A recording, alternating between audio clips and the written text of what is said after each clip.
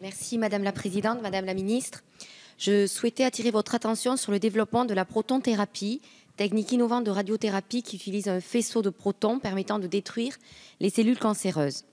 Ce procédé émergent garantit un traitement moins agressif en préservant davantage les tissus sains avoisinants d'une irradiation collatérale que lors d'un traitement classique par rayon X. Cette technique, dont il convient de faire bénéficier un maximum de patients, et notamment les enfants, étant donné la sensibilité de leurs tissus, reste néanmoins très coûteuse puisque l'installation d'un centre de protonthérapie est estimée à environ 50 millions d'euros.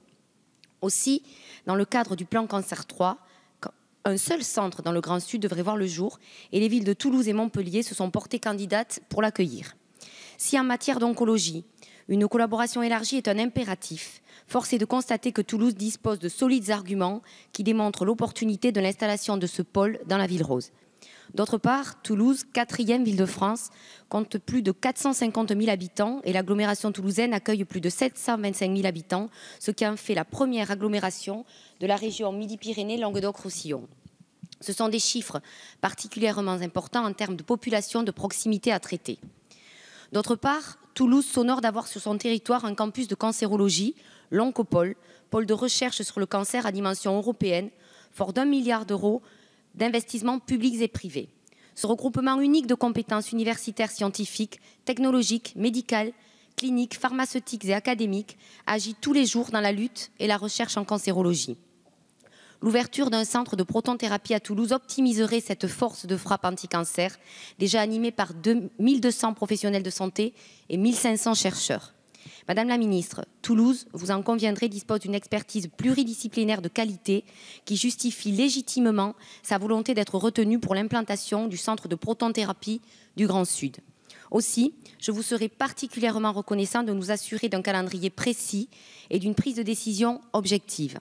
À ce titre, la constitution d'un jury international d'experts scientifiques reconnus permettrait de contribuer à arbitrer le choix de la ville d'accueil au regard des enjeux inhérents à la création et à l'exploitation d'un centre de protonthérapie.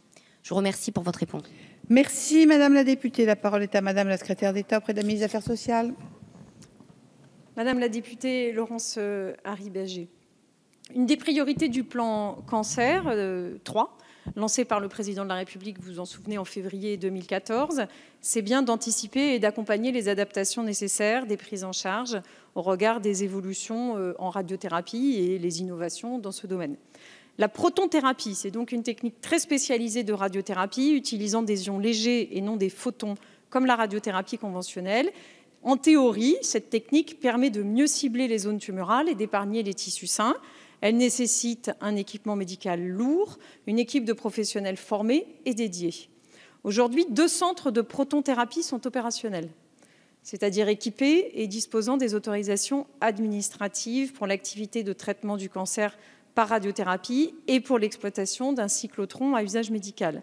Il s'agit de l'Institut Curie à Orsay et du Centre de lutte contre le cancer, la Cassagne, à Nice. Avant de créer de nouveaux centres de protonthérapie, il est indispensable de mieux préciser les indications nouvelles potentielles. C'est la raison pour laquelle Marisol Touraine a demandé que cette question soit inscrite au programme de travail 2016 de la Haute Autorité de Santé. Parallèlement, le ministère de la Santé, en lien bien sûr avec l'Institut national du cancer, expertise dans le cadre du COPIL CORETA Cancer les aspects médico-économiques de la protonthérapie. Enfin, l'article 158 de la loi de modernisation de notre système de santé permet dès 2016 une évolution réglementaire du dispositif d'encadrement des équipements matériels lourds dans le cadre du futur schéma interrégional de soins. C'est sur le fondement des conclusions de tous ces travaux en cours que la ministre et les directeurs généraux des agences régionales de santé pourront autoriser des centres de protonthérapie. Je vous remercie Madame Harribey. Oui, mais en réalité, vous ne répondez pas vraiment à mes interrogations, à savoir un calendrier, où le centre Montpellier, Toulouse, quand, enfin voilà, je n'ai eu aucune réponse à part que vous avez répété ce que j'avais plus ou moins déjà dit dans ma question. Merci Madame Harribey.